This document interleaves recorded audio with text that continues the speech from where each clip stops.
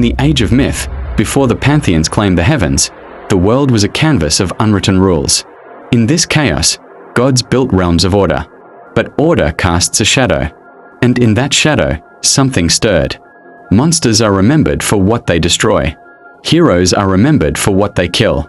She is remembered only by what she created. Her name was Echidna. She did not rule a realm or demand worship. She lived far from gods and cities, in the deep places where law thinned and order stopped pretending it was permanent. Half woman, half serpent, Echidna was not born as a punishment. She was born as possibility. Where other gods shaped the world with force and intention, Echidna shaped it with a horrifying patience. She gave birth to beings the world was not ready for.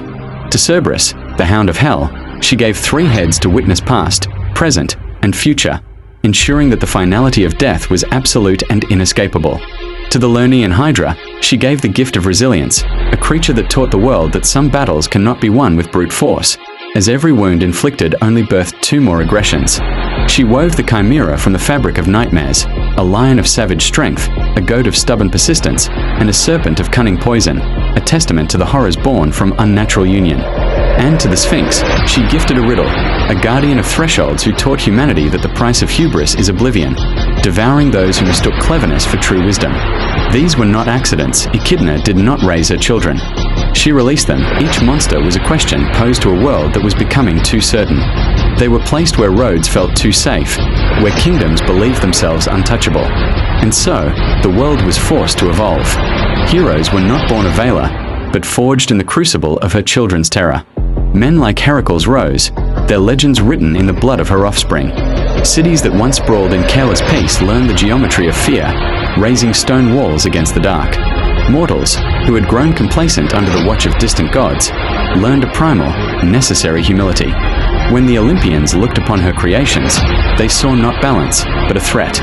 They demanded her death, for she disrupted their perfect order and encouraged a chaos they could not control.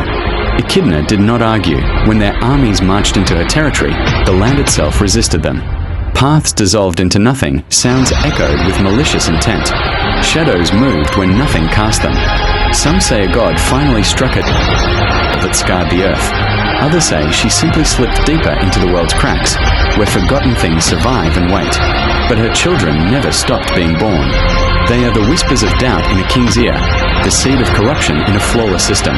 Today, they do not have scales or breathe fire. They are the algorithm that predicts our desires too well, the echo chamber that deafens us to truth, the invisible anxieties that stalk the heart of our modern cities. They wear new forms, they answer to new fears, but their mother is the same. Echidna taught the world a truth the gods refuse to accept. Order only exists because something waits beyond it. This was Echidna, not the enemy of heroes. The reason they were needed. This is the Shadow Pantheon. If you wish to continue this descent, subscribe and step deeper into the dark. Next, Episode 8. The God who devoured the dead and ruled a kingdom no one leaves. Hades.